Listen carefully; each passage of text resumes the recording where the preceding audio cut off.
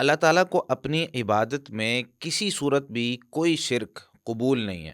وہ چاہے نماز ہو، چاہے روزہ ہو، حج ہو، زکوٰۃ ہو، چاہے دعا ہو، اللہ تعالیٰ کو اس میں شرک قبول نہیں ہے۔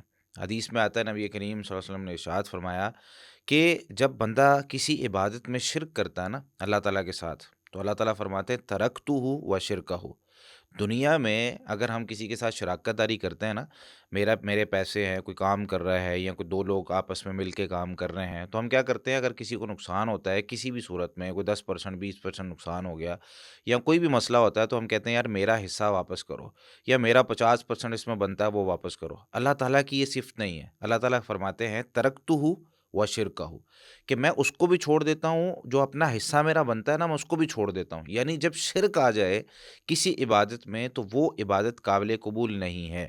دعا میں بھی یہی چیز ہے، اللہ تعالیٰ نے ہمیں واضح طور پر اپنی ذات سے مانگنے کا حکم دیا ہے، اور حدیث میں آتا ہے، نبی کریم صلی اللہ علیہ وسلم نے ارشاد فرمایا، جامع ترمذی میں یہ حدیث موجود ہے 2516 نمبر پر، اذا سألت فاسأل اللہ، جب بھی تو سوال کر۔ سیدنا عبداللہ بن عباس رضی اللہ تعالیٰ عنہ کو نبی کریم صلی اللہ علیہ وسلم نصیحت کر رہے تھے کہ اے عبداللہ، اذا سألت فاسأل اللہ، جب بھی تو نے سوال کرنا ہے نا اللہ سے سوال کرنا ہے، وَإِذَا اسْتَعَنْتَ فَاسْتَعِنْ بِاللَّهِ، اور جب بھی مدد مانگنی ہے اللہ سے مانگنی ہے۔ سوال اور مدد یہ دو قسم کی ہوتی ہے، ایک وہ جو ہم دنیا میں لوگوں سے بھی لے سکتے ہیں، جو لوگوں کے اختیار میں ہوتی ہے۔ یہ بات یاد رکھیں، کچھ چیزیں ایسی ہیں جو اللہ تعالیٰ نے اپنے پاس رکھی ہوئی ہیں، وہ کوئی اس نظام میں کوئی بھی دنیا کے نظام کو چلا نہیں سکتا۔ جو چیزیں اللہ تعالیٰ نے چلانی ہیں، جو چیزیں اللہ تعالیٰ نے دینی ہیں، اللہ تعالیٰ جس کو چاہے رزق دے سکتا ہے، اللہ تعالیٰ جس کو چاہے بیمار کر سکتا ہے، اللہ تعالیٰ جس کو چاہے اولاد دے، جس کو چاہے نہ دے، یہ سارا کچھ اللہ تعالیٰ کے پاس ہے۔ یعنی خالق، مالک، رازق،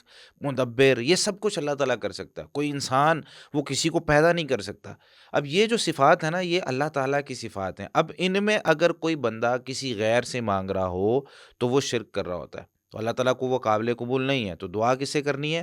اللہ تعالیٰ سے۔ اذا سألتا، وہ سوال جو اللہ تعالیٰ ہی پورا کر سکتا ہے وہ اللہ تعالیٰ سے ہی مانگنا ہے۔ ایک ہے ہم کسی سے کوئی مانگ لیتے ہیں، یار یہ چیز پکڑا دو، وہ دے سکتا ہے، وہ دے دیتا ہے، لیکن ہمارے کچھ لوگ انہی دلیلوں کو دے کر یہ کہہ رہے ہوتے ہیں کہ یار بھائی یہ دیکھیں نا کہ ہم سوال کر رہے ہیں۔ ہم نبی کریم صلی اللہ علیہ وسلم نے یہاں جو فرمایا اذا سألت فاسأل اللہ، کہ بھائی آپ سوال کرو، تو جب بھی تو نے سوال کرنا ہے اللہ سے سوال کرنا ہے، تو یہاں نبی کریم صلی اللہ علیہ وسلم نے جو سوال کہا ہے اللہ تعالیٰ سے کرنا ہے، تو ہم غیر اللہ سے بھی تو کر رہے ہوتے ہیں۔ یعنی وہ مثالیں پھر دینا شروع کر دیتے ہیں کہ ہم کسی سے کوئی چیز مانگ لیتے ہیں، کوئی پیسے مانگ لیے، کسی سے کوئی موٹر سائیکل یا گاڑی مانگ لی ادھار پہ، یا کوئی چیز مانگ لی، تو ہم سوال تو کر رہے ہیں۔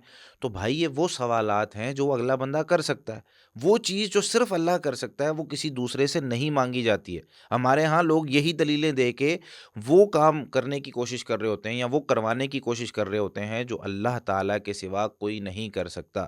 اس چیز کو ہمیشہ سمجھ کے رکھیں، نمبر ایک۔ دوسری بات کہ نبی کریم صلی اللہ علیہ وسلم نے بلکہ قرآن کریم میں سورہ جن میں آیت نمبر 18 میں اللہ تعالیٰ نے یہ جو بات ارشاد فرمائی نا، وَأَنَّ الْمَسَاجِدَ لِلَّهِ، کہ یہ مسجدیں اللہ کی ہیں، فَلَا تَدْعُوا مَعَ اللَّهِ أَحَدًا، ان میں اللہ کے ساتھ کسی کو بھی نہ پکارو۔ اس کا بھی مطلب یہی ہے کہ مسجدوں میں خالص اللہ کی عبادت کرنی چاہیے، کسی دوسرے کی، کوئی بندہ جو ہے نا جا کے کوئی فوت شدہ سے مانگنا شروع کر دے، یا کسی اور شخص سے، کسی اور ذات سے مانگنا شروع کر دے، عبادت صرف اللہ کی ہوگی۔ اور قرآن کریم میں ہی اللہ تعالیٰ نے سورہ بقرہ کی آیت 186 میں یہ بات ارشاد فرمائی کہ وَإِذَا سَأَلَكَ عِبَادِي، اے نبی صلی اللہ علیہ وسلم جب بھی آپ سے میرے بندے میرے بارے میں سوال کریں تو آپ نے کیا کہنا ہے؟ وَإِذَا سَأَلَكَ عِبَادِي عَنِّي فَإِنِّي قَرِيب، تو آپ کا جواب یہ ہونا چاہیے کہ بے شک اللہ تعالیٰ بہت قریب ہے، فَإِنِّي قریب، بس بے شک میں قریب ہوں، اور کیا کرتا ہوں؟ اجیب دعوت الداعی اذا دعان، جب بھی دعا کرنے والا دعا کرتا ہے میں اس کی دعا کو قبول کرتا ہوں۔ یہ ہے اللہ تعالیٰ کی صفت کہ جب بھی کوئی دعا کرنے والا اللہ سے دعا کرے اللہ اس کی دعا کو قبول کرے۔ تو درمیان میں جو واسطے اور وسیلے ہیں نا ان کو ختم کر دیں۔ واسطہ اور وسیلہ دینا جائز ہے، اللہ تعالیٰ کے اسماء و صفات کا دیں، اے اللہ تو بڑا غفور الرحیم ہے، اے اللہ میں تجھ سے محبت کرتا ہوں۔ اپنے اعمال کا دیں، اے اللہ میں نے تیری رضا کی خاطر فلاں جگہ پر یہ نیکی کی تھی، تو نے اس نیکی کو قبول کیا ہے تو میری دعا قبول فرما۔ اور تیسرا واسطہ اور وسیلہ ہے کہ کسی شخص کو ہم درمیان میں لے آئیں اور اس کو کہیں کہ آپ ہمارے لیے اللہ سے دعا کر دیں۔ یہ تین واسطے اور وسیلے جائز ہیں، اس کے علاوہ کوئی واسطہ اور وسیلہ جائز نہیں ہے۔